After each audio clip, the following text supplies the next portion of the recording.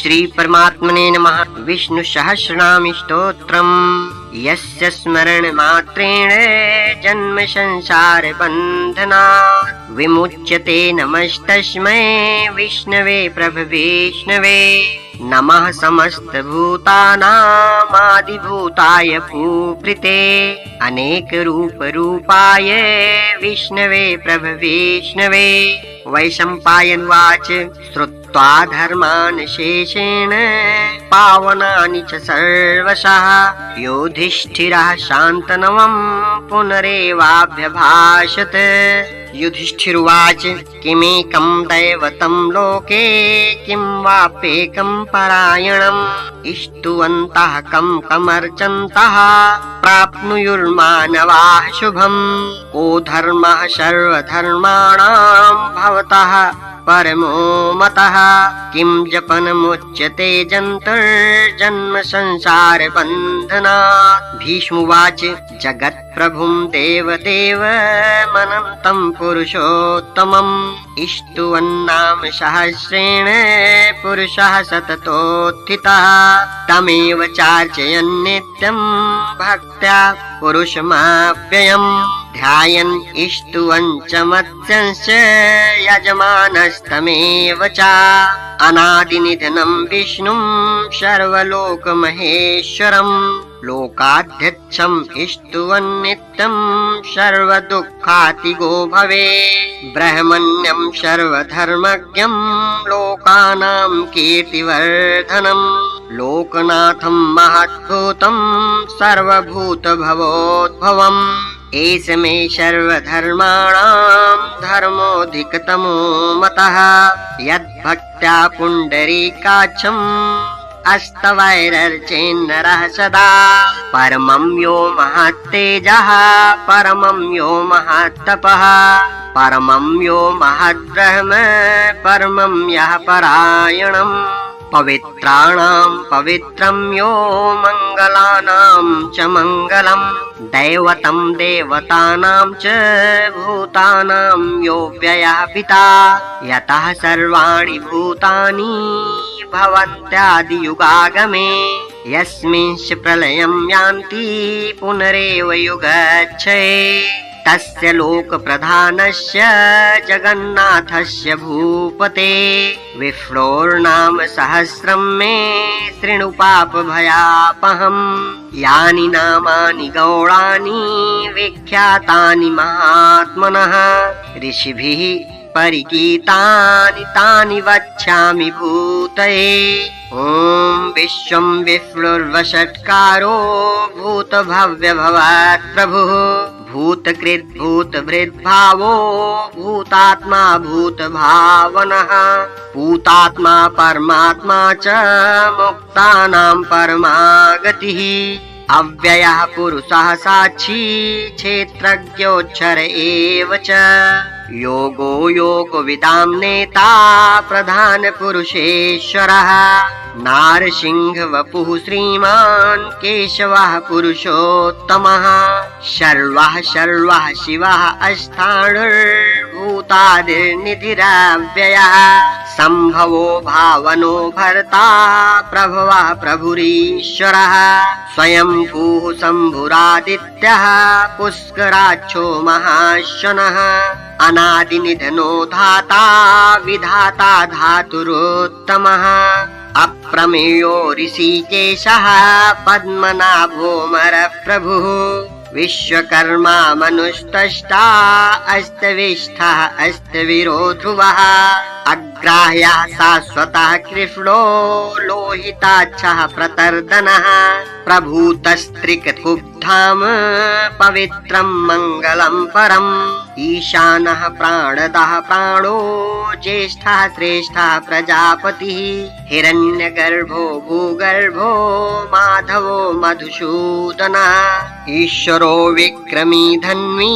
मेधावी विक्रमः क्रमः अनुत्तमो दुराधर्षः कृतज्ञः कृतिरात्मवान् सुरेशः शरणं शर्म विश्वरेताः प्रजाभवः अहः संवत्सरो व्यालः प्रत्ययः सर्वदर्शनः अजः सर्वेश्वरः सिद्धः सिद्धिः सर्वादिरच्युतः वृषाकिपिर्मे आत्मा सर्वयोग विनिश्रितः वसुर्वसुमनाः सत्यः समात्मा संमितः शमः अमोघः पुण्डरीकाक्षो वृषकर्मा वृषाकृतिः रुद्रो बहुशिरा बभ्रुर्विश्वयोनिः शुचिस्रवा अमृतः शाश्वतः अस्थाणुर्वरारोहो महातपाः सर्वगः सर्वविद्भानुर्विश्वक्सेनो जनार्दनः वेदो वेदविदव्यङ्गो वेदाङ्गो वेदवित्कविः लोकाध्यक्षः सुराध्यक्षो धर्माध्यक्षः कृताकृतः चतुरात्मा चतुर्व्यूहः चतुर्दंष्टश्चतुर्भुजः भ्राजिफ्डुर्भोजनं भोक्ता सहिफ्डुर्जगदादिजः अनघो विजयो जेता विश्वयोनिः पुनर्वसुः उपेन्द्रो वामनः प्रांशुर्मोघः शुचिरुर्जितः अतीन्द्रः संग्रहः सर्गो धृतात्मा नियमो यमः वेद्यो वैद्यः सदा योगी वीरः माधवो मधुः अतीन्द्रियो महामायो महोत्साहो महाबलः महाबुद्धिर्महावीर्यो महाशक्तिर्महाद्युतिः अनिर्देश्य वपुः श्रीमान् मे आत्मा महात्रिधृक् महेश्वासो महीभर्ता श्रीनिवासः सतां गतिः अनिरुद्धः सुरानन्दो गोविन्दो गोविदां पतिः मरीचिर्दमनो हंसः सुपर्णो भुजगोत्तमः हिरण्यनाभः सुतपाः पद्मनाभः प्रजापतिः अमृत्युः सर्वदृक्सिंहः सन्धाता सन्धिमान् स्थिरः अजोतुर्मर्षणः शास्ता विस्तृतात्मा सुरारिः गुरुर्गुरुतमो धाम सत्यः सत्यपराक्रमः निमिषो निमिषः स्रग्वी वाचस्पतिरुदारधी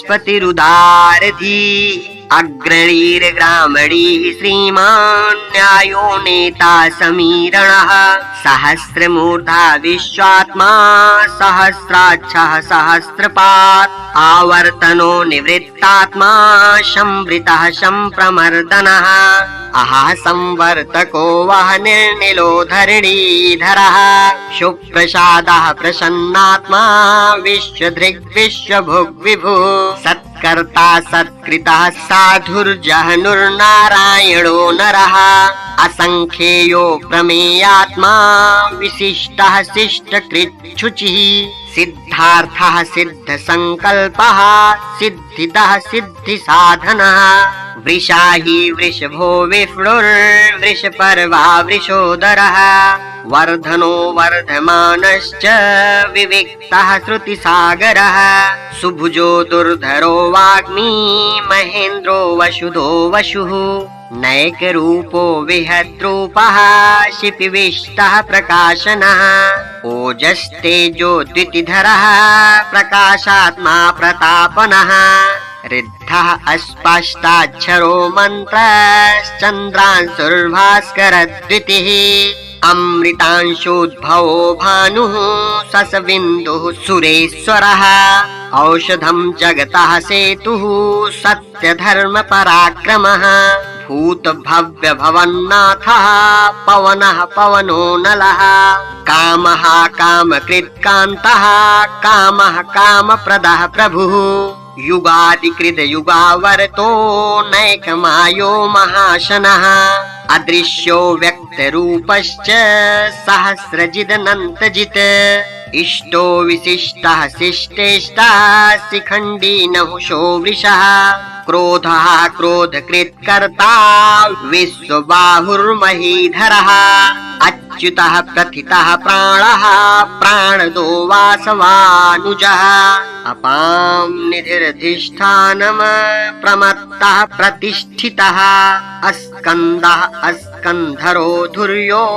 वरदो वायुवाहनः वासुदेवो बृहद्भानुरादिदेवः पुरन्दरः अशोकस्तारणस्तारः शूरः सौरिर्जनेश्वरः अनुकूलः सतावर्तः पद्मी पद्मनिभेक्षणः पद्मनाभोरविन्दाक्षः पद्मगर्भः शरीरभेद महर्रिद्धिर्रिद्धो वृद्धात्मा महाच्छो गरुडध्वजः अतुलः सर्वो भीमः समयज्ञो हविर्हरिः सर्वलक्षणलक्षण्यो लक्ष्मीवान् समितिञ्जयः विच्छरो रोहितो मार्गो हेतुर्दामोदरः सहः महीधरो महाभागो वेगवान् मिताशनः उद्भवः क्षोभणो देवः श्रीगर्भः परमेश्वरः करणं कारणं कर्ता विकर्ता गहनो गुहः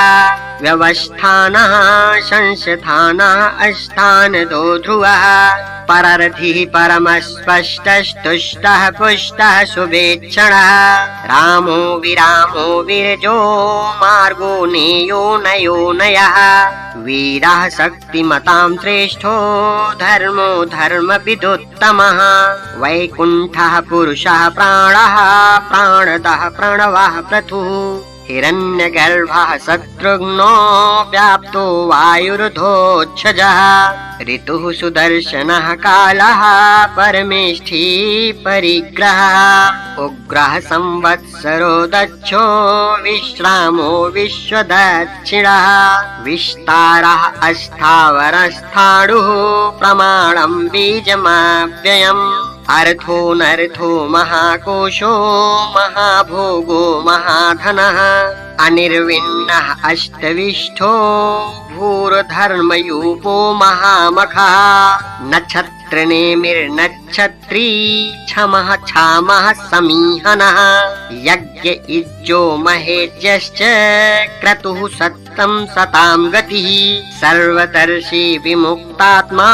सर्वज्ञो ज्ञानमुत्तमम् शुभ्रतः सुमुखः सूक्ष्मः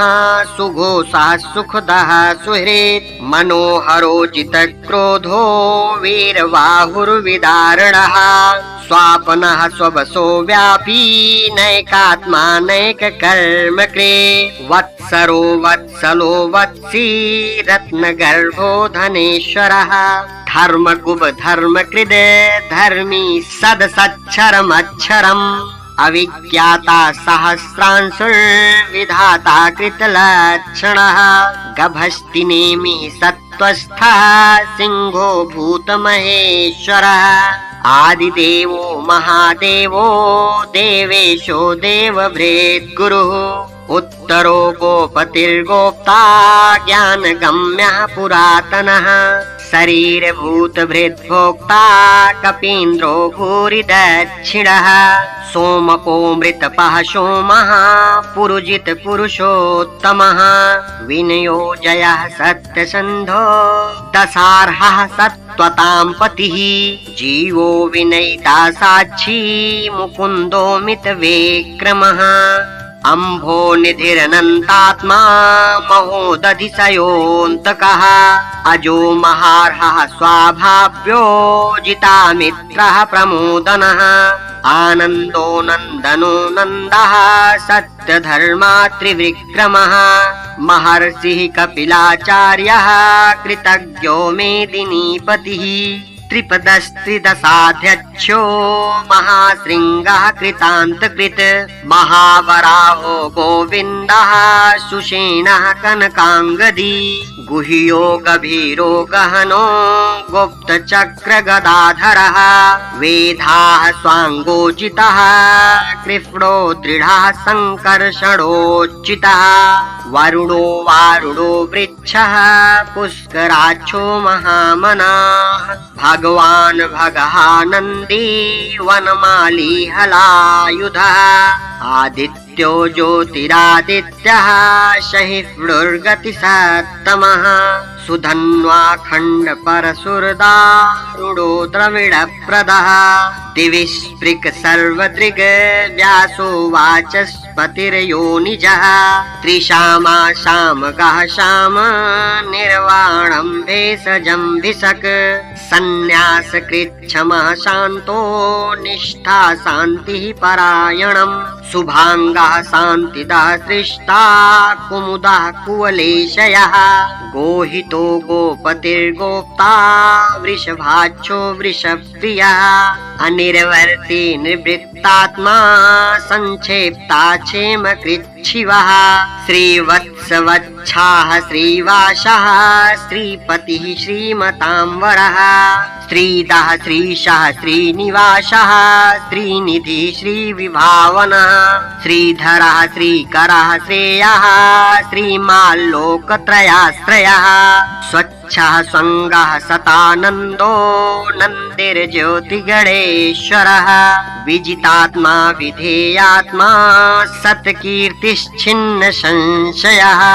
उदीर्णः सर्वतश्चक्षुर्निशः शाश्वत स्थिरः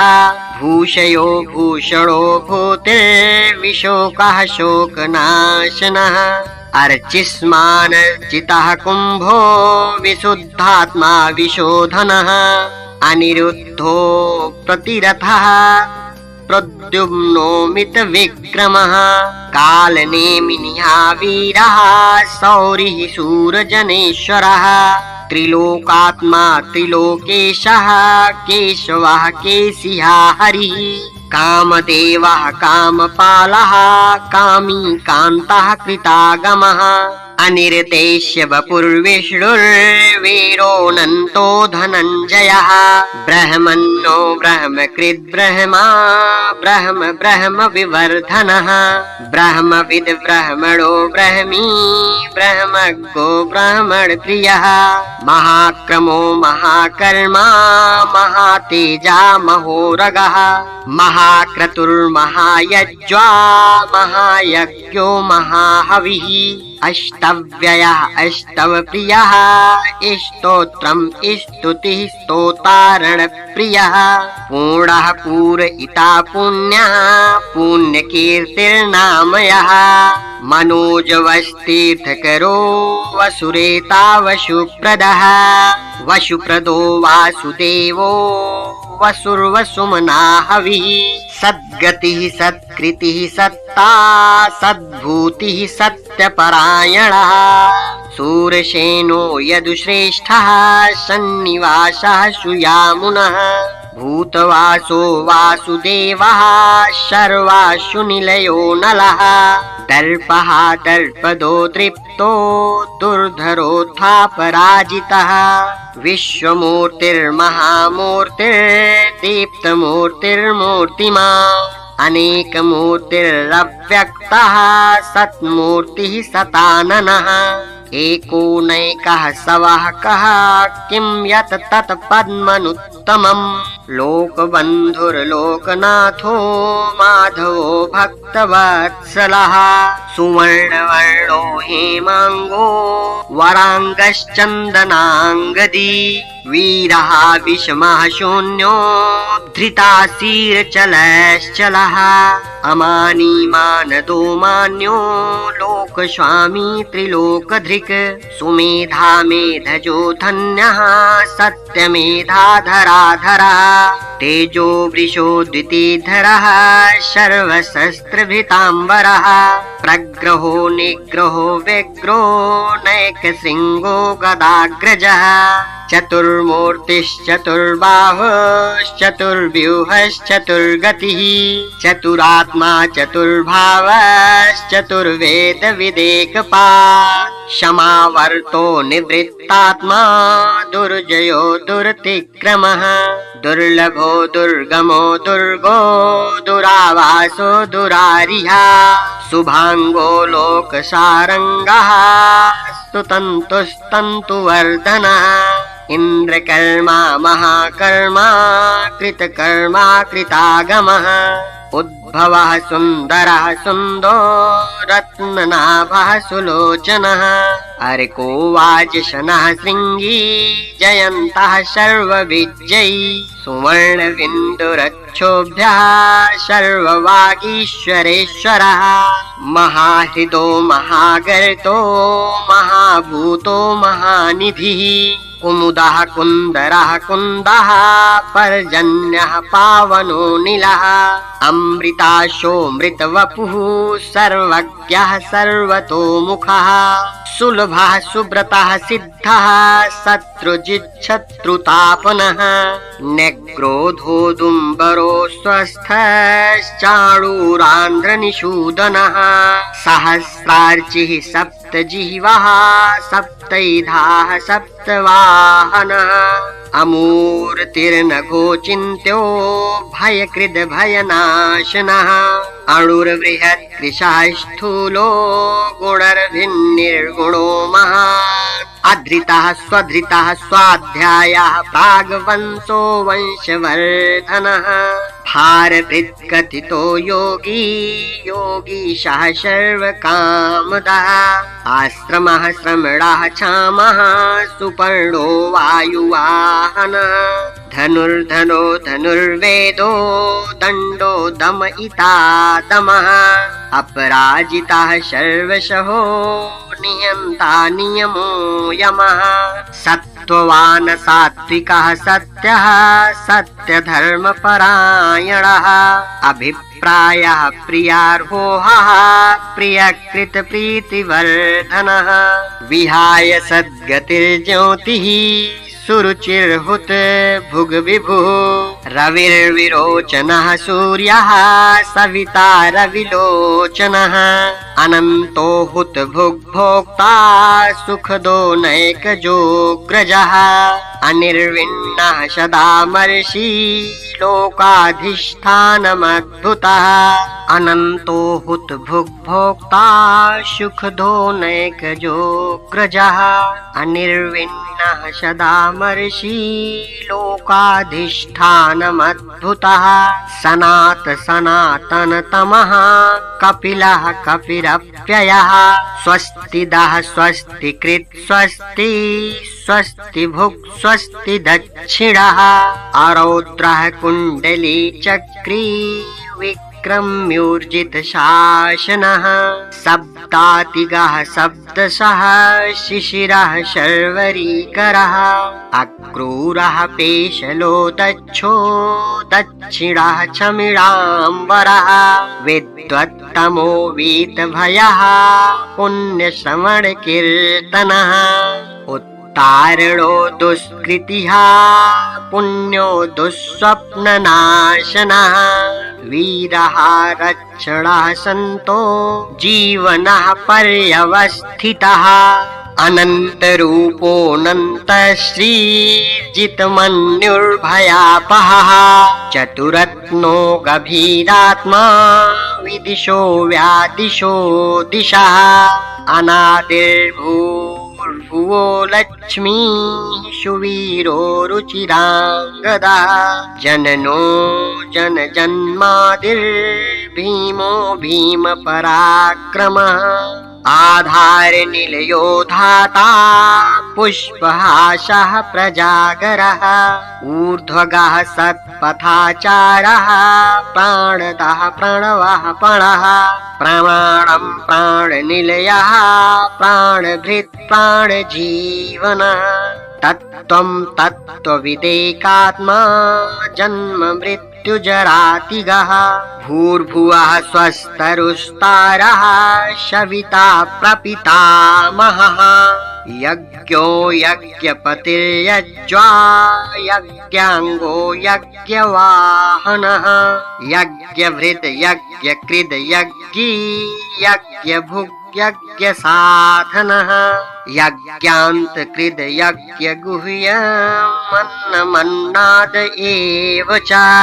आत्मयोनि स्वयं जातो वैखानः सामगायनः देवकीनन्दनः सृष्टा क्षितीशः पापनाशनः शङ्खभृन्नन्दकी चक्री शारङ्गधन्वा गदाधरः रथाङ्गपाणिरक्षोभ्यः सर्वप्रहरणायुधः ॐ नम इतीदं कीर्तनीयस्य केशवस्य महात्मनः नाम्नां सहस्रं दिव्यानाम शेषेण प्रकीर्तितं य इदं शृणुयान् नित्यं यश्चापि परिकीर्तयेत् नाशुभं प्राप्नुयात् किञ्चित् सोमोत्रेः च मानवः वेदान्तगो ब्राह्मणः स्यात् क्षत्रियो विजयी भवेत् वैश्यो धनसमृद्धः स्यात् शूद्रः सुखमाप्नुयात् धर्मार्थी प्राप्नुयात् धर्मम् अर्थार्थी चार्थमाप्नुयात् कामान् वाप्नुयात् कामी प्रजार्थी प्राप्नुयात् प्रजाम् भक्तिमान् यः सदोत्थाय शुचिस्तद्गतमानसः सहस्रं वासुदेवस्य नाम्नामेतत् प्रकीर्तये यशः प्राप्नोति विपुलं ज्ञाति प्राधान्यमेव च अचलां श्रियमाप्नोति श्रेयः प्राप्नोत्यनुत्तमम् न भयं किञ्चिदाप्नोति वीर्यं तेजश्च विन्दति भवत्यरोगो द्वितीयमान् बलरूपगुणान्वितः रोगार्तो मोच्यते रोगात् बद्धो मोच्येत बन्धनात् भयान्मुच्येत भीतस्तु मुच्येतापन्न आपदः दुर्गान्यति तरन्याशु पुरुषः पुरुषोत्तमः इष्टुवन्नाम सहस्रेण नित्यं भक्तिसमन्वितः वासुदेवाश्रयो मर्त्यो वासुदेवपरायणः सर्वपापविशुद्धात्मा याति ब्रह्म सनातनम् न वासुदेव भक्तानां शुभं विद्यते क्वचित् जन्म मृत्यु जरा व्याधि भयं नैवोपचायते इमम् अष्टवं धीयानः श्रद्धा भक्ति समन्वितः युज्येतात्मसुखच्छान्ति श्रीधृति स्मृति कीर्तिभिः न क्रोधो न च मात्सर्यं न लोभो न शुभामतिः भवन्ति कृत पुण्यानां भक्तानां पुरुषोत्तमे द्योः सच्चन्द्रार्क नक्षत्राखं दिशो भूर्मभूतधिः